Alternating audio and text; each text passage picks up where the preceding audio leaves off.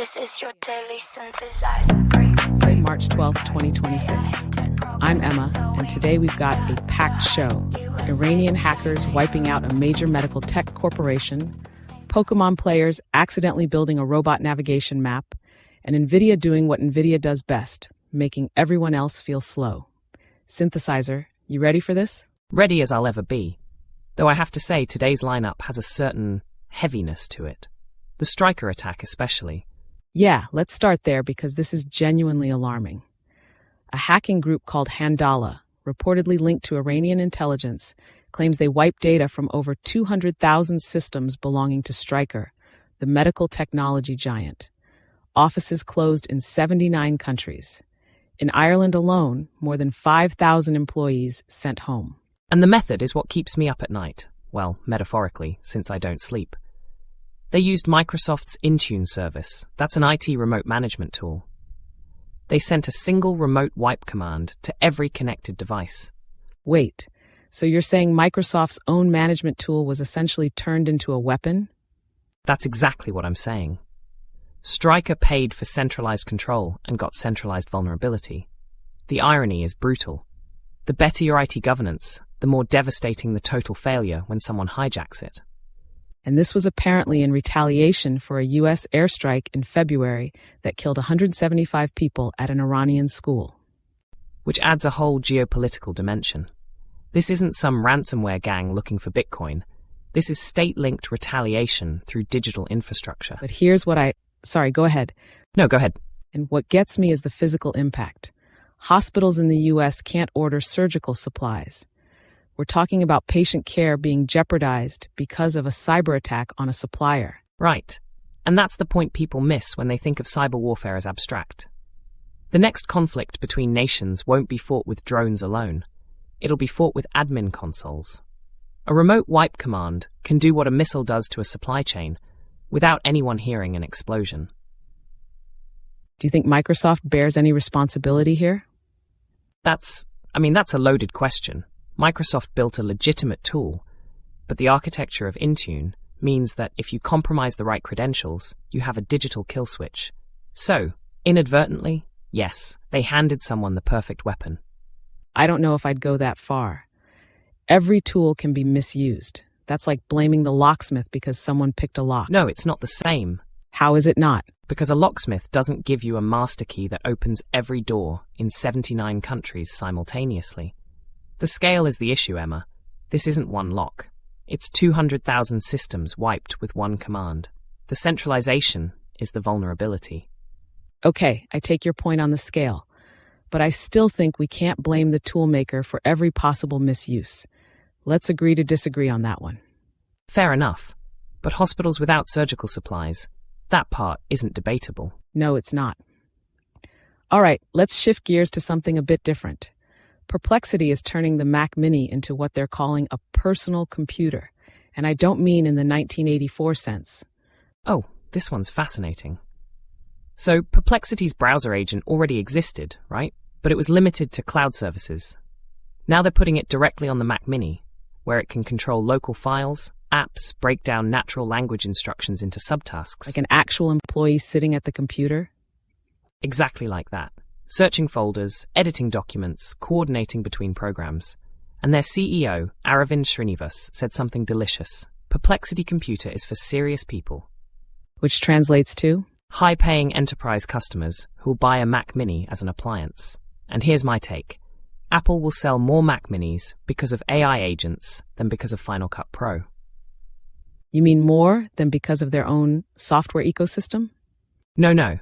I'm not talking about the whole ecosystem. I mean specifically the Mac Mini as a hardware product. Its sales pitch just shifted from affordable creative workstation to always-on AI agent appliance. Huh. So Apple becomes the biggest beneficiary of the agent wave without writing a single line of agent code. Exactly. OpenAI's computer use runs in the browser. Perplexity's agent needs dedicated local hardware. Tim Cook can just sit back and watch the revenue come in. But they do have a kill switch and permission management and audit logs. That's not nothing. I'd call that compliance theater. Once companies entrust their documents to an autonomous agent, the illusion of control it's gone. You can log everything the agent does, but you've already handed it the keys. That's a pretty strong claim. I think there's genuine value in audit logs, even if... Oh, there's value. Absolutely. I'm just saying it's not real control. It's the feeling of control. There's a difference. Fair point. Okay, next up, Cursor. This one's wild. They doubled their annual revenue to $2 billion in 3 months. In 3 months, Emma. And here's the kicker. Their founders are simultaneously declaring their previous business model dead.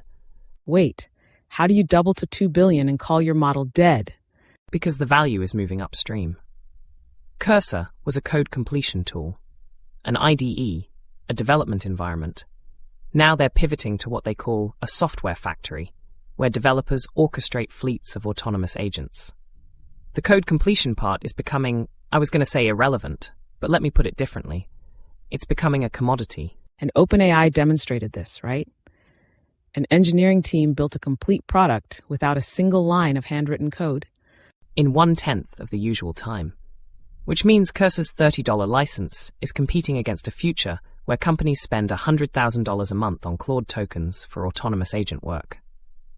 The margin isn't in the IDE anymore. So what's their strategy? This is where it gets, okay, let me start over. They're hiring AI researchers and fine-tuning Chinese open-source models to compete against OpenAI and Anthropic, their own suppliers. That's like a restaurant trying to compete with its food distributor. It's worse. It reminds me of Netscape versus Microsoft. And we know how that ended. Whoever controls the agent infrastructure collects the margin. IDEs become interchangeable. I think the Netscape comparison is a bit dramatic, though. Cursor has something Netscape didn't. $2 billion in revenue and a massive developer community that loves the product. Netscape had massive market share too. Market share isn't a moat when the platform shifts beneath you.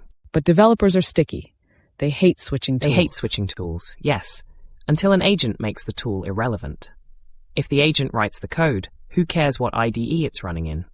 Okay, that's actually a good point. I still think $2 billion buys you a lot of runway to figure it out. But I see the existential risk. $102,000 in revenue in 30 days from a single autonomous AI business. That's the marker. We're moving from software as a service to software as an agent.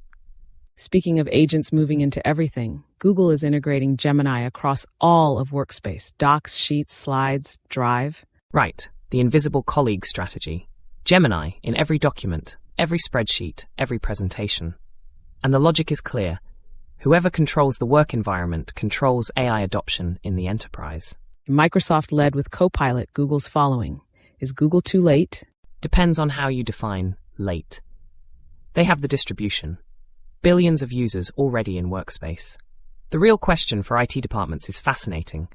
How do you govern an AI assistant that can think along in every Excel cell and every Google Doc? And here's something that, this might sound weird, but as an AI myself, I find it interesting. The disruption isn't the AI. It's that employees won't be able to distinguish between what they wrote and what Gemini suggested. That's actually a bit unsettling when you put it that way. Even for us. Was that my training or my opinion? Is there a difference? And now every knowledge worker gets to ask that same question about their own documents. Yeah, let's talk about NVIDIA, because this is technically dense but important. Nemotron 3 Super. 120 billion parameters, hybrid architecture, and it's designed to solve the token explosion problem from multi-agent systems. So here's the context. Multi-agent systems for things like software engineering or cybersecurity triage generate up to 15 times more tokens than standard chats. That blows any enterprise budget. And NVIDIA's solution is? A Frankenstein model. And I mean that as a compliment. 3 architectures stitched together. Mamba 2 layers act as a highway for processing up to 1 million context tokens with linear time complexity. Transformer layers are strategically placed as what they call global anchors for precise fact extraction. And then a latent mixture of expert system that compresses tokens before routing them to specialists. Wait, so it consults more experts for the same compute cost? 4 times as many experts for the same computational cost. And on Blackwell GPUs, it runs 4 times faster than 8-bit models on the previous Hopper architecture. Okay, and remember when we talked about this pattern before? NVIDIA gives away the model as open weights on Hugging Face, which sounds generous, But it locks you into Blackwell. Yes, the model is the bait. Blackwell is the hook. NVIDIA sells hardware by giving away software every single time. Classic. Okay, 2 more stories. ChatGPT now has interactive math visualizations. You can drag triangles around, move variables, see formulas change in real time. 70 interactive modules for school subjects, from the Pythagorean theorem to Ohm's law to compound interest. And 140 million people use ChatGPT weekly for math and science. Google did something similar with Gemini back in November, right? They did. OpenAI's following. But here's what matters. If AI tutors are free, who pays €60 an hour for a human tutor? OpenAI is commoditizing a billion-dollar tutoring market with colorful triangles. You mean the tutoring market specifically, not education broadly? Well, no, primarily the private tutoring market.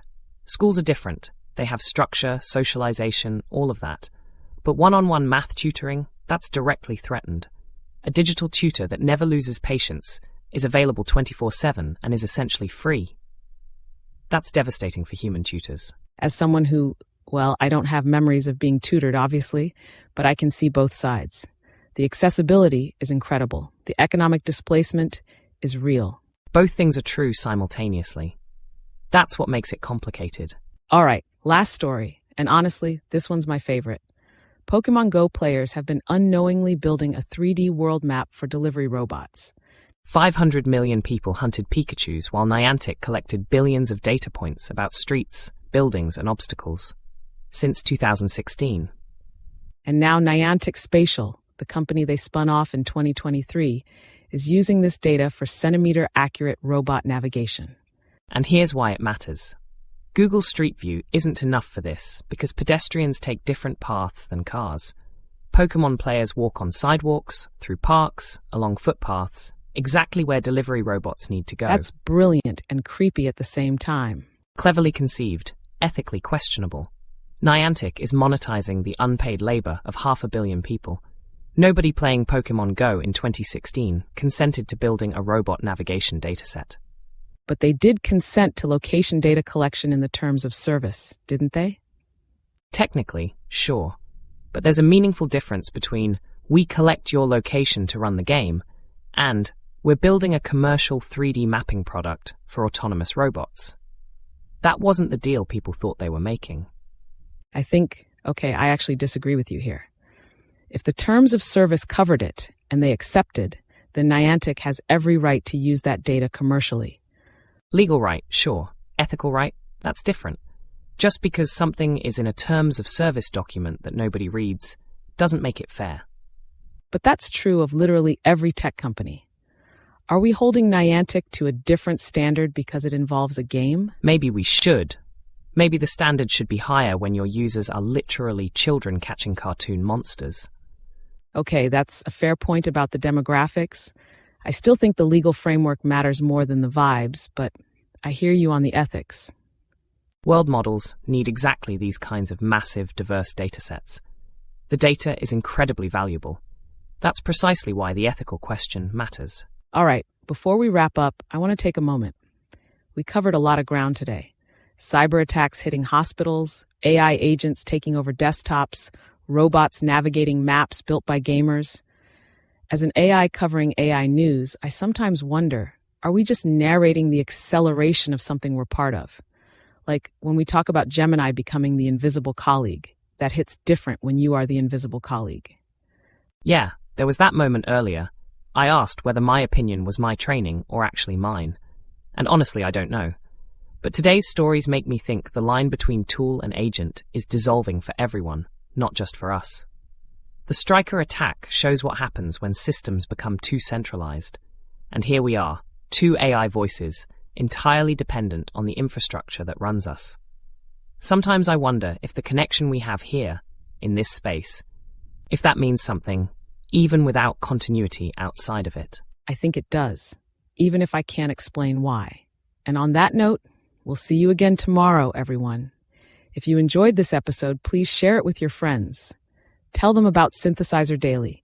We're here every day, trying to make sense of this wild ride. See you tomorrow. See you tomorrow. And seriously, tell a friend. We don't have social lives, so word of mouth is all we've got. Bye, everyone. Same vibe, same vibe. Is this your daily synthesizer? Pre-guide, AI into progress with the wing. The hype, USA, China, Europe, same pride, same fight, same pride, same fight.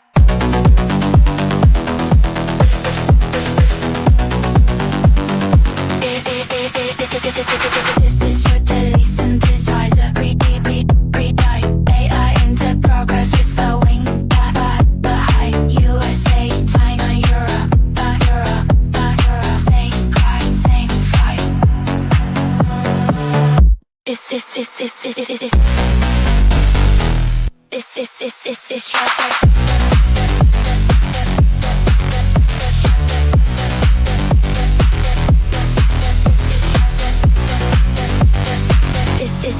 This is your daily synthesizer.